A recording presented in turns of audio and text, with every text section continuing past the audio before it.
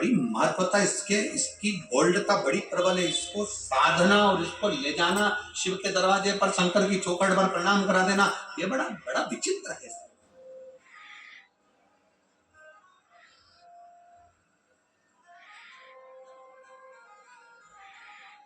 इसलिए शिव महापुराण की कथा कहती है कि शिवालय में जाओ तो अपना मस्तक जरूर नवाओ, जरूर नवाओ। जैसे घड़ा भरा होता है उसको उंडेलना है, उसी तरह हमारे भीतर कुछ अभिमान भर गया, अहंकार भर गया, काम बढ़ गया, आसक्ति बढ़ गई, तृष्णा बढ़ गई, लोभ बढ़ गया, कहीं ना कहीं हमारे भीतर कहीं अहमता बढ़ गई, तो उसको शंकर के द्वार पर जाकर उंडेल देंगे, उंडेल दो शिव के द्वार, शंकर की चौखट पर। शिव महापुराण की कथा कर रही है। देवराज को मालूम नहीं था कि क्या फल है। बेलपत्री के वृक्ष के नीचे प्राण छूट गए। भगवान शंकर नंदी लेकर आए और उसको लेकर चले गए, कैलाश धाम दे दिया।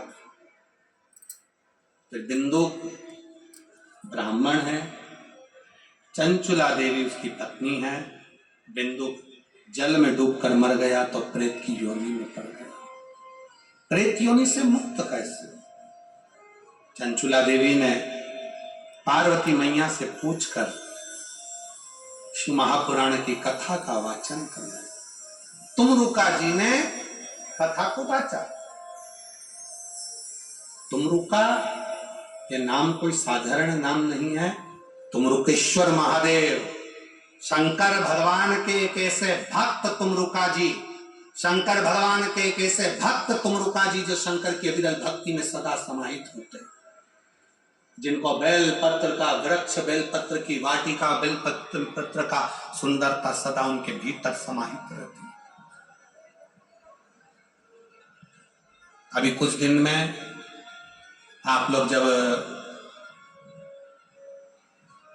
हो सकता है कि रुद्राक्ष महोत्सव तो इतनी जल्दी तक तो वो तैयार नहीं होगा, पर कुबेरेश्वर धाम सीहोर में तुमरुकेश्वर बाबा का, तुमरुका जी का बेल वाटिका तैयार करी जा रही है।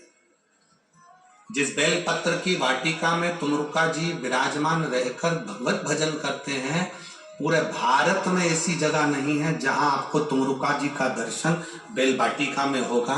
केवल एक कुबेरेश्वर धाम ऐसा है जहां पर बेल वाटिका में तुमरुका जी का दर्शन,